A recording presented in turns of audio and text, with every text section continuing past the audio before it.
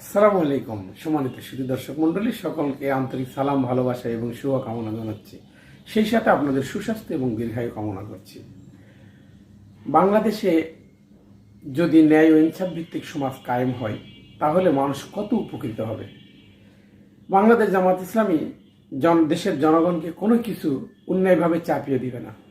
যদি কেউ বলে থাকে এটা অপপ্রচার এবং মানুষ জামাত ইসলামীকে আক্রমণ করার জন্য যে টক শোতে আপনি হাজির হবেন, দেখেন টক শোর উপস্থাপক আপনার বিরুদ্ধে, আবার আপনার বিরুদ্ধে যাকে হাজির করা হয়েছে অন্য দল থেকে তারাও আপনার বিরুদ্ধে। অর্থাৎ সবাই একসাথে আপনাকে প্যাঁচে ফেলতে চায়, সবাই একসাথে আপনাকে আক্রমণ করতে চায়।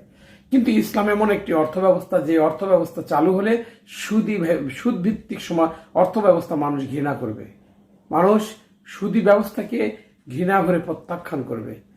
এখনই দেখুন বোরকার ব্যাপারে কি শুরু হয়েছে, যে প্রয়োজনে বোরকা পরবো তাও জামাতকে ভোট দিব।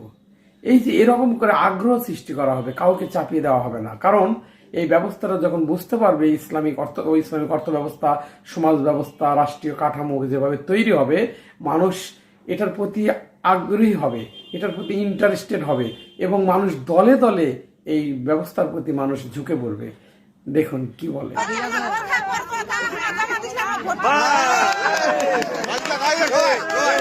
ইনশাআল্লাহ বোরখা পরিবার হবে না তোমার। আসসালামু আলাইকুম ওয়া রাহমাতুল্লাহ।